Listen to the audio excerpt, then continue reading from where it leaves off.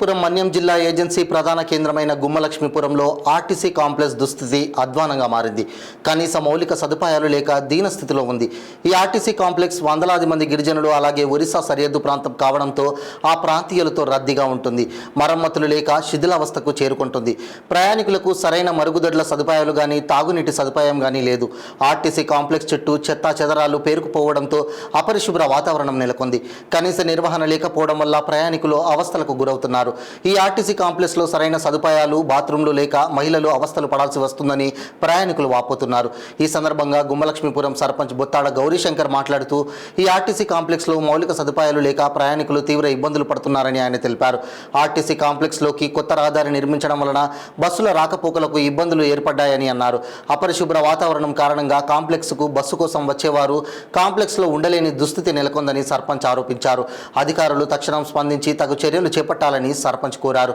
ఈ కార్యక్రమంలో సర్పంచ్ తో పాటు ఉప సర్పంచ్ కిషోర్, వైశ్య సంఘ అధ్యక్షుడు హరిప్రసాద్, మహిళలు తదితరులు పాల్గొన్నారు. సుదూర ప్రాంతాలకు వెళ్తూ ఉంటారు.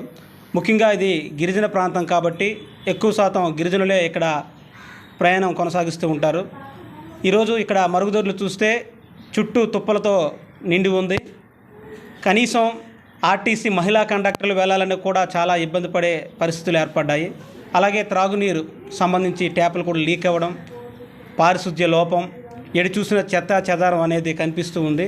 ఈరోజు మండల కేంద్రంలో చుట్టూ పరిశుభ్రంగా ఉన్నప్పటికీ ఊరు మధ్యలో ఉన్నటువంటి ఆర్టీసీ కాంప్లెక్స్ అనేది నిత్యం చెత్త చెదారాలతో నిండి ఉండడం చాలా బాధాకరమైన వార్త అండి ఇది. అలాగే ఈ మధ్య కాలంలో ఇక్కడ కొత్తగా రోడ్డు అనేది నిర్మాణం సాగించడం జరిగింది.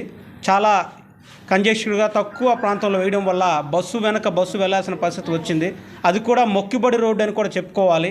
ఈరోజు వర్షం పడితే చాలా బురదమయం అయిపోయి ప్రయాణికులు అనేవారు నడవలేని స్థితి ఏర్పడింది. రాళ్ళన్నీ బయటికి తేలిపోయి, అలాగే చాలా దూరం నుంచి ప్రయాణం చేసి జిఎల్పన్ వచ్చేసరికి కండక్టర్ ఎవరు చెప్పక్కర్లేదండి, ఈ రాళ్ళ సౌండ్కి మాకు తెలిసిపోతుంది.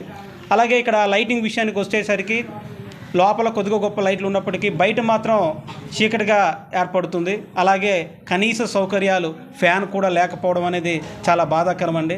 ఇప్పటికైనా పెద్దలు గ్రహించి మెరుగైన మౌలిక సదుపాయాలు కల్పించాలని కోరుతున్నామండి. ఇదే విషయాన్ని జిల్లా కలెక్టర్ గారికి, ఐటీడీఏ పీఓ గారి దృష్టిలో కూడా పెట్టదలుచుకుంటున్నాము. మా ప్రజల బాగోగులు చూడాలని కూడా తెలియజేయాలని కూడా తెలియజేస్తున్నాము. మరి ముఖ్యంగా ఈ ఆర్టీసీని మరింత అభివృద్ధి చేయాలని మనస్ఫూర్తిగా కోరుకుంటూ ప్రజలందరి తరపున తెలియజేస్తున్నాము. Thank you.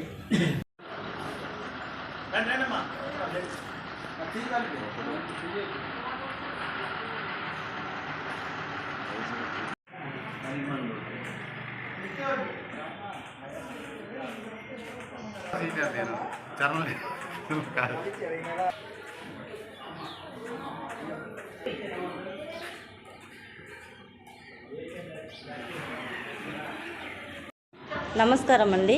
ఇక్కడికి వస్తే చాలా ఇబ్బంది పడవలసి వస్తుంది. ఇక్కడ లేడీస్ వచ్చినా కూడా బాత్రూమ్ ఉండలేదు. మొత్తం రెడ్డలు రొప్పలు అన్నీ ఉన్నాయి. రోడ్లు అంటే రోడ్లు కూడా లేవు, కరెంటు కూడా లేదు. సదుపాయమే కరెక్ట్గా ఉండలేదండి మాకు. ఇప్పుడు ఏదైనా మీరు మమ్మల్ని చూసి ఇంకా చేద్దామనేసి అనుకుంటే ఇంకా దయచేసి చేస్తారా అని మేము నమ్ముకుంటూ మేము మాట్లాడుతున్నామండి.